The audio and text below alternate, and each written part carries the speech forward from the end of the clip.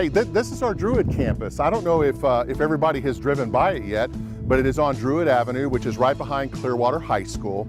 This building that you see and all the land that's here actually was given to us by our annual conference. The other thing that's really neat about this campus is that the annual conference has been the financial power behind all the renovations that we currently are doing here, as well as the future stages of the things that we'll see as we make our tour, and I'll point some of those things out.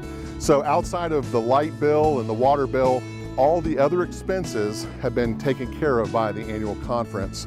So what we have inside of this building is really we're going to house three different things.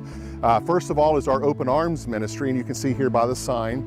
We've actually had a soft opening and moved everything over from our main campus to here. And the goal of this ministry is to reach out beyond the Gulf to Bay area, just a little bit north, into a heavy community of our Latino brothers and sisters who have people that are underfed, who are in need. And it's a logical step for us to use the feeding program of food and clothing and job services and all those things. The second thing that we have housed here at the Druid campus is our woodworking ministry. And as you know, that currently they build toys, they have other projects that they're working on.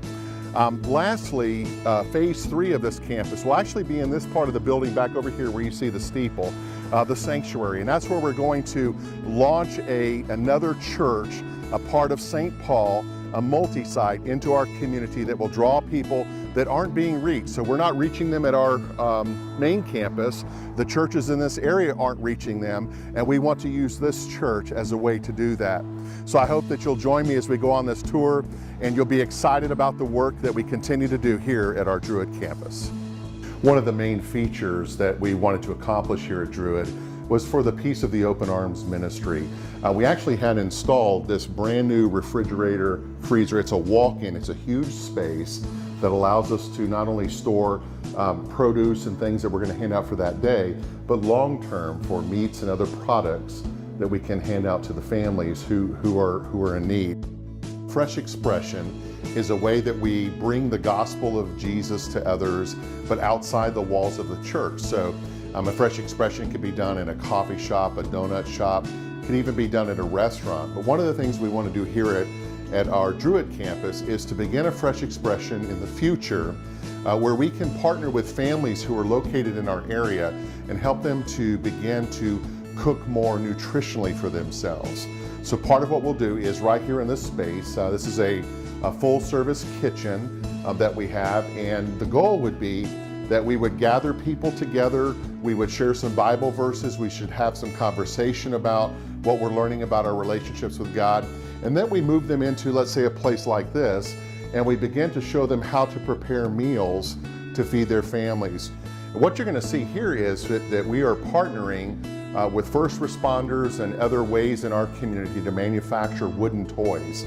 Why wooden toys? Well, a wooden toy is a way for us to connect with a child, especially a child who's in trauma, or to bring some gift to a family that's in need. And through the work of our hands and through the heart that goes into the production of these toys, we believe it's another expression, a fresh expression of the love of Jesus Christ. So I want to bring you into what will be the sanctuary. This is phase 3 of this project here at Druid. And the goal for us is to establish another presence, another worshiping presence here in our community for St. Paul. So what we believe is that this is an opportunity for us to use this space here on the campus through renovation and actually launch into bringing a church into the Latino community. This used to be a United Methodist Church. In December, in fact, Christmas Eve of 2016, this church closed. So it's been sitting dormant for 2 years. Why did it close? Because they lost sight of their vision. They lost sight of their purpose. They didn't understand their mission. And instead of reaching out into their community and instead of the body of people who worshiped here connecting to make this church strong, they ended up dying.